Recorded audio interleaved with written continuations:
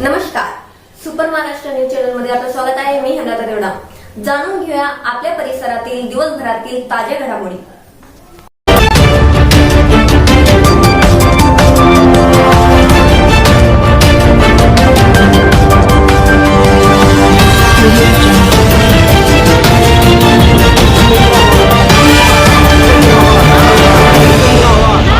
भारतीय जनता पार्टीचा भारतीय जनता पार्टीचा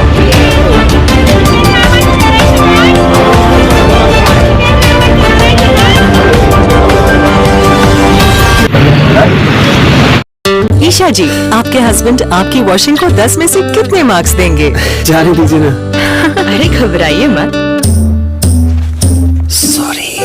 काश मैं महंगी टिकिया ले पाती। नहीं फेना सुपर वॉश टिकिया आजमाइए। बेहतरीन झाग, कोमल हाथ, रोज और चंदन, सुपर चमक। महंगी टिकिया जैसी धुलाई नहीं, फेना सुपर वॉश टिकिया में समाई। फेना ही लेना, फेना। तो अनुचित प्रकार घडला. महामानव डॉक्टर बाबासाहेब आंबेडकर यांच्या प्रतिमा फाडून ती दहन करण्यात आलेली आहे. असे जे स्टंटबाजी करणारे आमदार जितेंद्र आव्हाड यांच्यावर आम्ही भारतीय जनता पार्टी गंगापूर तालुक्याच्या वतीनं जाहीर निषेध करतो, तीव्र निषेध करतो आणि या ठिकाणी आव्हान करतो. मी त्यांना इशाराही देतो की गंगापूर तालुक्याच्या भाजपच्या कार्यकर्त्यांच्या वतीनं त्यांना या ठिकाणी आम्ही इशारा देऊ इच्छितो की जे कृत्य केलं तुम्ही हे अतिशय निंदनीय आहे. त्या कृत्याचं कुणीही समर्थन करणार नाही. तुम्ही काय केलं, कसे केलं हे तुम्हाला माहिती, परंतु जे करत असताना तुम्ही एखादं काम हातात घेता, ते काम व्यवस्थित करत असताना तुम्ही एवढे काही बालिश बुद्धीचे नाही किंवा बालक नाही किंवा एकदम अडाणी नाही.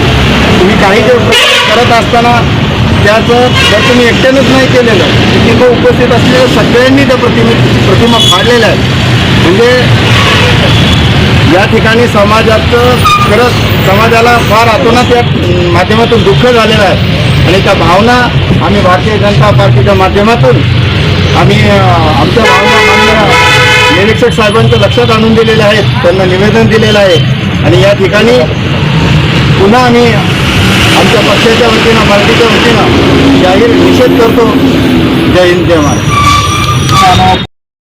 कहने से नहीं, साबित करने से होता है, दिलों में और लैब में. लैब टेस्ट में दाग मिटाने और चमकती सफेदी में फेना सुपर वॉश इज नंबर 1. फेना की खुशबू मुझे ज्यादा पसंद है. क्वालिटी में मैंने फेना को बेहतर पाया. कंज्यूमर रिसर्च में 80% ने दिल से फेना को नंबर 1 पाया है, इसलिए फेना ही लेना.